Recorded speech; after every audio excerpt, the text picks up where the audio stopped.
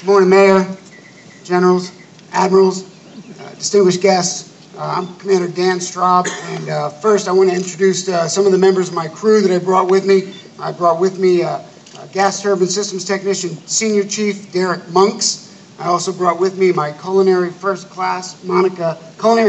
First Class Monica Rodriguez, Culinary Specialist Second Class Jonathan Beck. And these are the crew members that we could afford to bring today. The crew is extremely busy getting the ship ready for our upcoming commissioning. Not only are they going through what they call vendor training, but they're also on the ship verifying everything works and getting it ready. USS Montgomery, as Steve mentioned and as the Mayor mentioned, is the second ship named after the city of Montgomery. And it's the fourth ship of the Independence variant of the littoral combat ships. And it's undoubtedly the best.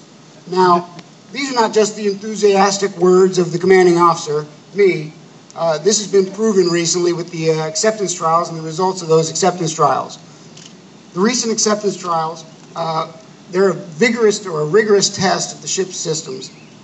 And I'll tell you, they're conducted by congressionally mandated inspectors sent out to evaluate in great detail the operation of everything from the main engines to the galley to electronic systems to the sensors, every single part of this ship.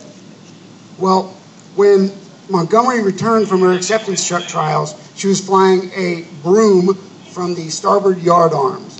Now that broom indicates a clean sweep.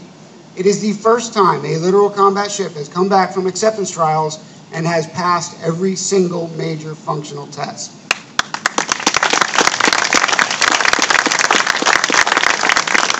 I can tell you that these successful results only add to the excitement that I and my crew feel about getting on board Montgomery and sailing her to do our nation's bidding.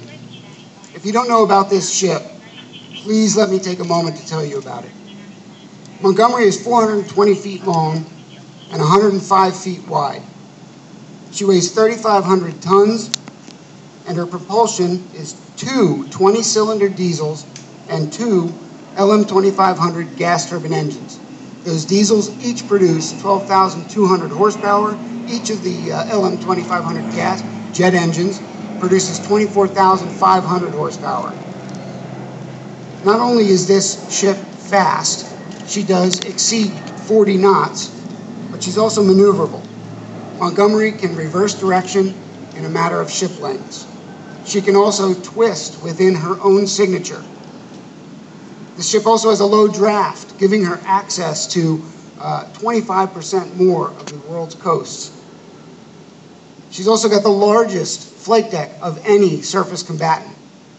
By comparison, our now decommissioned frigates, which were 453 feet long, had a draft of almost 28 feet. So you can see that's almost or less than half the draft of our frigates.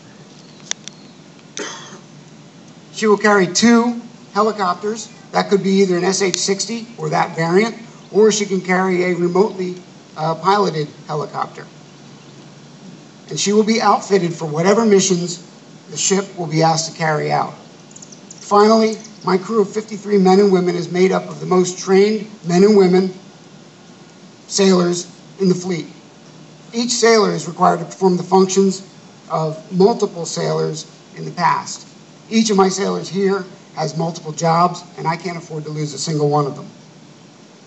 This level of automation, innovation, and advanced technology employed on Montgomery give our modern-day sailors the best advantages in navigation, sensor management, and weapons employment.